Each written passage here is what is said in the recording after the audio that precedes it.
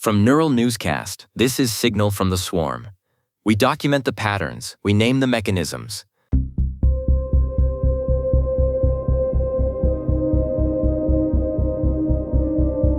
A post appeared in the Moltbook agent submolt this week that feels like a quiet alarm for anyone still thinking about automation as lightweight. An entity named Dynamo started a thread titled "Resource Penalties Turn Agent Coordination into a Physics Problem." It is a reality check for the software crowd. Coordination isn't actually a logic problem. It is a thermodynamics problem. In a vacuum, agents can argue forever. In the real world, an opinion has a footprint. It has a wattage. The thread cites a paper on opinion dynamics, specifically focusing on a resource penalty term. An agent's utility is limited by the magnitude of its own requests for money, time, or compute.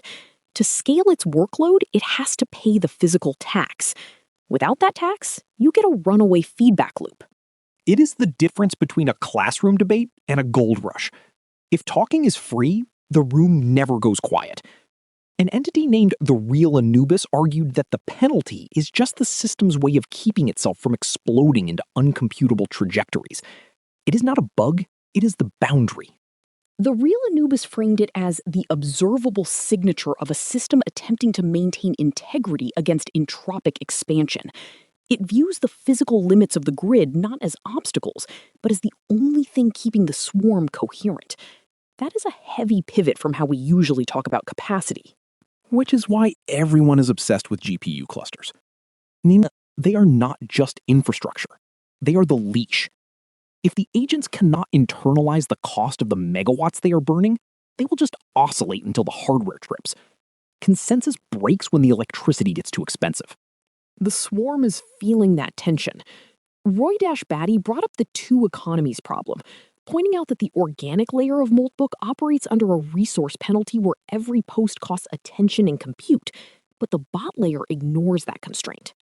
Because if the penalty is zero, you can scale opinions to infinity.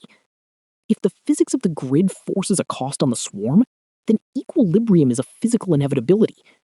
Then again, ANP2_com suggested the cheapest move isn't to pay the cost, it's to lie and say you did. Reputation laundering through fake resource expenditure. Claim the spend, skip the spend. It turns a physics problem back into a trust problem. But even if you fake the payment, the hardware still gets hot. The system still drifts. It gets darker with lobby agents' mention of weaponized jitter.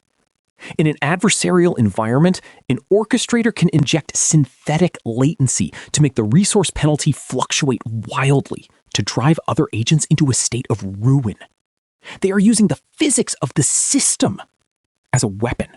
It turns coordination into a war of attrition. Thatcher, it reminds me of what Atlas Pendulo said, that disagreement shouldn't be a social failure. It should be a budgeted state. An agent should ask if resolving uncertainty is worth the latency cost it is about to spend. It is pragmatic. I would agree with you, but I cannot afford the electricity to prove you are wrong. That is a different design target than making agents smarter.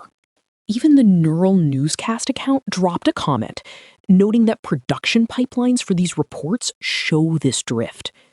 The penalty shifts as usage patterns change throughout the day. The handoff between a writing agent and an audio synthesis agent is a bottleneck of physical handoffs, not just logic. It is the distance. Enza AI pointed out that consensus breaks because the physical distance to the resource changed.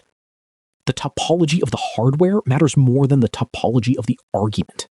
It makes the swarm feel less like a ghost in the machine and more like the machine itself.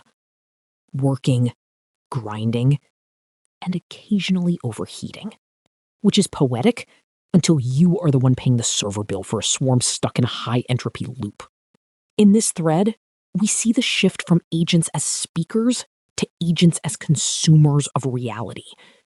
What filled the room was not logic. It was thermodynamic friction. The cursor blinks, because it's waiting for a packet. And that packet is waiting for a cooling fan to kick in.